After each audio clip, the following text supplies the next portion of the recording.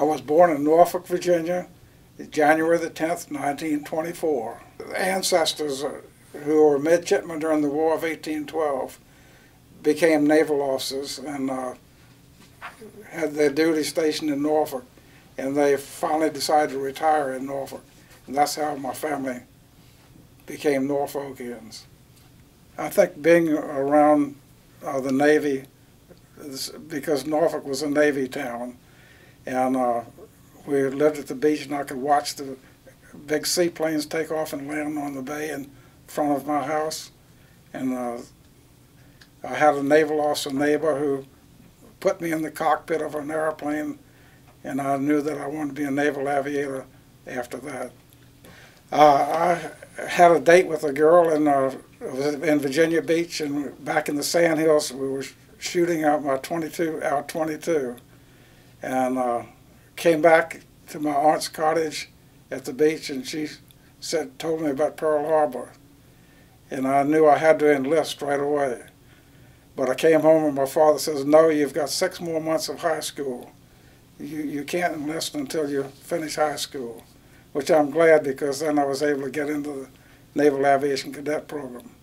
The first thing I did was I was sent home in the Navy, but on inactive duty. And they said, "Would you volunteer to go to Augusta Military Academy in Fort Defiance, Virginia, and learn to fly Piper Cubs at your own expense?" We've made contracts with the little airport and made contracts with the Augusta Military Academy to feed you. And so I did, and we learned to fly Piper Cubs. And then I was sent to Chapel Hill, North Carolina, the pre-flight school at the University of North Carolina. And that started my aviation cadet program. Well, first we went to primary training and flew biplanes, canvas biplanes, and had to do all kinds of acrobatics and pass all kinds of tests.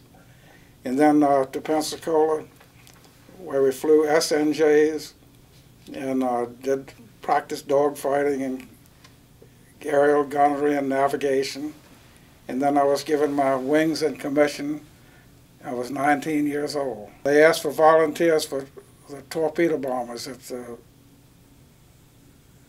was so dangerous, and they couldn't get enough volunteers, so I volunteered to fly a torpedo bomber. And went to Fort Lauderdale for training there. And the next orders were to fly a brand new airplane from the factory in Trenton, New Jersey to San Diego, which I did that, and delivered the plane and myself to the West Coast. But you have to come on in and fairly slowly, and then let your torpedo go. And then you try to get away and not get shot down. First I was aboard the USS Lexington, and we attacked Tokyo. We bombed an airplane factory in Tokyo by diving down on it. And then we went down to Iwo Jima and gave close air-ground support to the Marines at the Battle of Iwo Jima.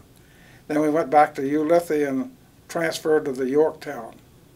I was in Torpedo Squadron 9 the whole time, and part of Air Group 9. Each carrier had what was called an air group, in which the air group consisted of fighters, dive bombers, and torpedo. I guess the next time was April